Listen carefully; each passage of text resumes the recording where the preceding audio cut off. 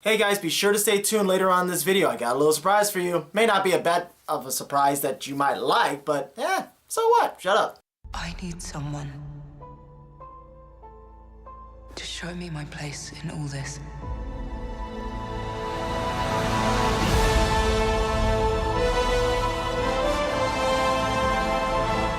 Hey, how's it going, guys? My name is Orlando Bilal Jr., but you may call me Lando, and this past weekend, I saw the next installment to the Star Wars franchise, Star Wars Episode V, The Last Jedi. I'm sorry, what's that?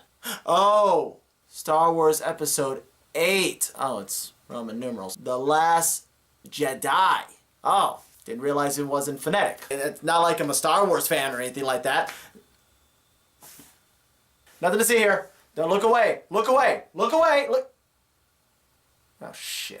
Now, as we know, the film continues where the last episode left off, The Force Awakens. This is a new installment. It's something that everyone's been waiting for of the new trilogy. Obviously, episode 9 won't come until much, much later. So what were my thoughts about it? A lot of my friends loved it. A lot of people were talking about this movie. As I stated, this is the next installment to the new franchise. Honestly, this felt like it was just like the first one of The Force Awakens, where it was acting like A New Hope. They kind of did it again with episode 8 by calling it like an episode 5 kind of deal. I know, it just feels like a repeat. I know a lot of people don't like the prequels, but at least they had another story that wasn't a repeat from its old original trilogy. And it seems like this trilogy is trying to do that. The movie pretty much shows Rey trying to train under an old Jedi, just like in episode 5. The rebels leave a planet and in space are being chased down by the enemy, and they have poor maintenance problems.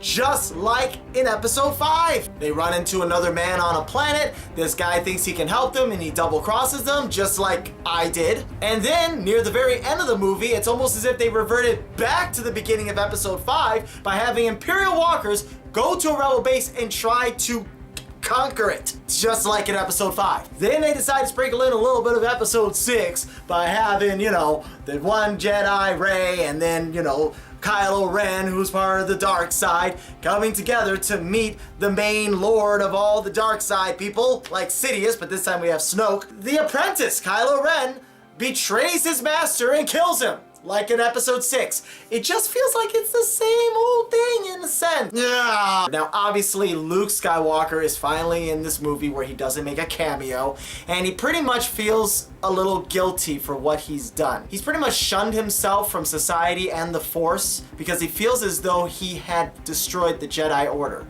And he kind of sort of maybe had done it. He trains Rey. Now, the thing with Rey, the character herself, not necessarily the character, but the actress Daisy Ridley, she looks as though, when we were watching this movie, as though she may have gained maybe a couple of pounds. Now, I'm not the one to point this out. It was actually my wife. She was seeing the movie and going, I think she may have gained a couple pounds. What do you think? Oh, not that there's anything wrong with gaining weight. I'm not saying that Daisy Ridley got fat. I'm just saying she gained a couple of pounds. She still looks pretty, but just a little different if you see it again. But she ends up learning the ways of the Force through Luke Skywalker, who decides to teach her a little bit, but it kind of seems like they're just saying, breathe. That's how to learn the Force, is to breathe. Kind of like if you were to meditate every hour, on the hour, by the hour, for an hour, you could feel the Force. I gotta go to the bathroom, and there you go. I do feel like their explanation on explaining what the Force is does feel a little weak.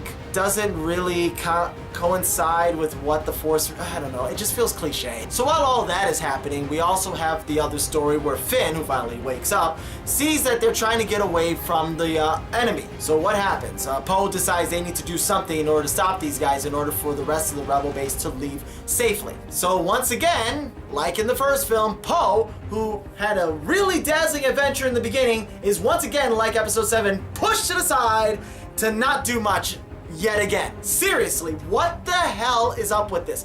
Finn goes on an adventure with another lady, a girl named Rose, and Rose seems rather sweet, but honestly, I could have done without the Rose character.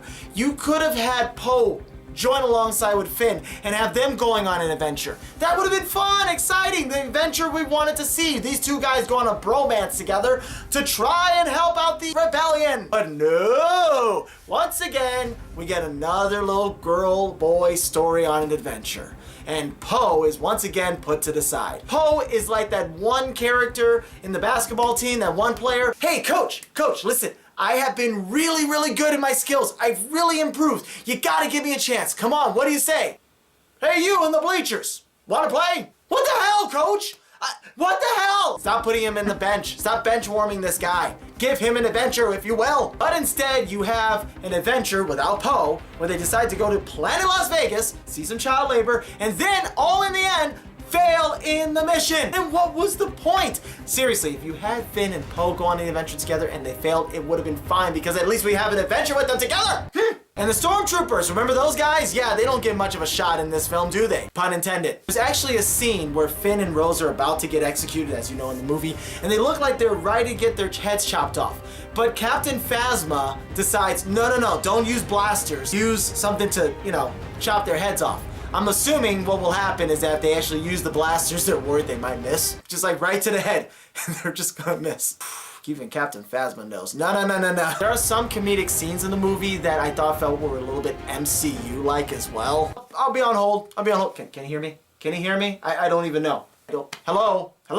He can't hear me, can he? He can't hear me. That's something that would be very snarky from Tony Starkey.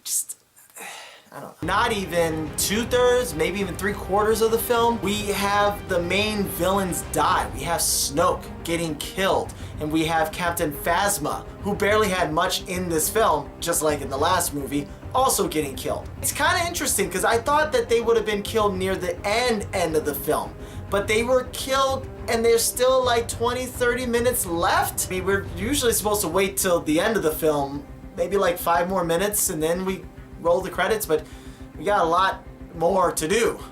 We just killed off the main characters. How are we gonna... Okay, keep it rolling. Then of course the lightsaber fights. Usually that's what we look forward to when it comes to Star Wars, seeing a lightsaber fight.